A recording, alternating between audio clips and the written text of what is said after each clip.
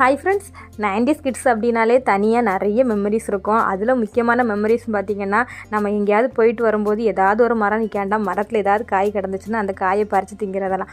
நான்லாம் புளியம்பழம், நாவப்பழம், அதே மாதிரி கொடுக்காப்புளி இதெல்லாம் பறித்து சாப்பிட்ருக்கோம். அதெல்லாம் நம்ம ஹெல்த்தியாக இருந்துச்சு. ஆனால் இப்போ பார்த்திங்கன்னா நம்ம ஓசியில் சாப்பிட்ட எல்லாமே இப்போ காசு கொடுத்து வாங்குற மாதிரி ஆயிடுச்சு. அன்றைக்கி ஒரு நாள் வீட்டுக்கு முன்னாடி நாவல் பழம் கொண்டு வந்திருந்தாங்க. ரேட்டு கேட்டால் 1/4 கிலோவே 60 ரூபா அப்படின்னு சொல்லியிருந்தாங்க. இருந்தாலும் பரவாயில்லைன்ட்டு அதை வாங்கி பையனுக்கு ஏதாவது டிஃப்ரெண்ட்டாக இதில் செஞ்சு கொடுத்துடலாம் அப்படின்ட்டு கட் பண்ணால் சதப்பத்தே இல்லை. அதனால் முழுசாகவே போட்டு கொஞ்சம் தண்ணி விட்டு வேக வச்சுட்டு கொஞ்சம் சீனியும் போட்டு நாவல் பழம் ஐஸ் பண்ணிடலாம் அப்படின்ட்டு அந்த ஐஸ் க்யூப்பில் ஊற்றினேன்.